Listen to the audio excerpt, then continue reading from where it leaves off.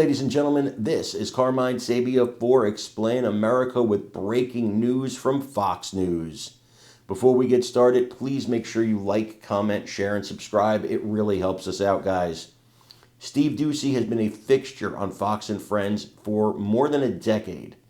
He has been with us early in the morning, every day on the curvy couch, but that era has come to an end. Steve made an announcement today that, well, it was earth-shaking for the Fox News family, and he actually broke into tears during it. Today is his last day doing the job as he's been doing it for all this time. There will be a change to his career after this, and I'll let him explain it to you, but I want you to watch it and let me know what you think in the comments. Be live on this couch at 6 a.m. on Monday. But we have to, because the curvy couch is an important part of the show, which brings me to this public service announcement. After decades of getting up at 3:30 and driving into New York City in the dark, today is the last day I will host this show from the couch. I'm not retiring. I'm not leaving the show. I'm still a host, but it's time for a change. Suzanne Scott, the CEO of Fox News Media and a friend of mine for over 30 years, and I have been trying to figure out what a guy who's been getting up at 3:30 for 2 generations should do next. And Suzanne gave me a great option to keep working on this show, just not every day. So from now on, I am working 3 days a week. Essentially, it's the Johnny Carson show deal.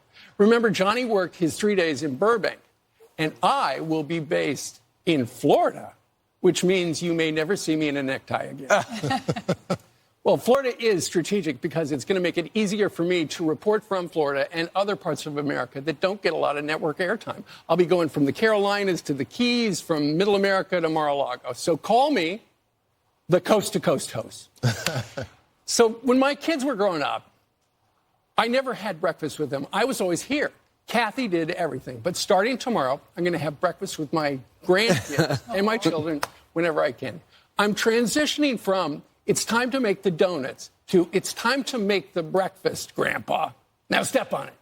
By the way, lots of great breakfast ideas in our #1 best-selling Happy Breakfast series, still available everywhere.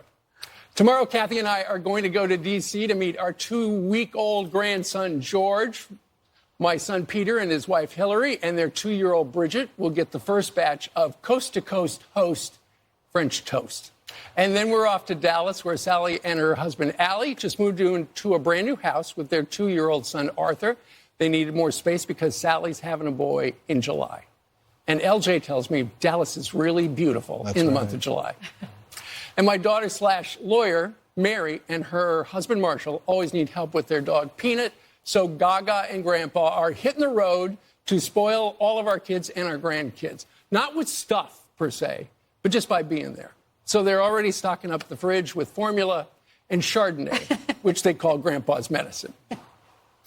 I will continue to join the couch crew for commentary. You've trusted me for all these years, and don't worry, you will still hear my voice and my opinions loud and clear, despite whatever seasonal pollen is killing me. And today, I looked up, it's tree pollen. There is one downside. I have a lot of friends in this skyscraper. I'm going to miss seeing them in person. The security guys, the cafe crew, especially the hair and makeup team, because they are geniuses at what they do. Exhibit A, ladies and gentlemen. And the closest to my heart, the Fox and Friends team, working day and night, producing America's #1 cable morning news show. And our leader, all-star producer Megan Albano, who's standing right there, gets a special shout-out because she is going to help me make my news schedule work. And for that, I am eternally grateful. The studio and control room crews have lots of folks I've worked alongside for decades. That's why it makes it hard.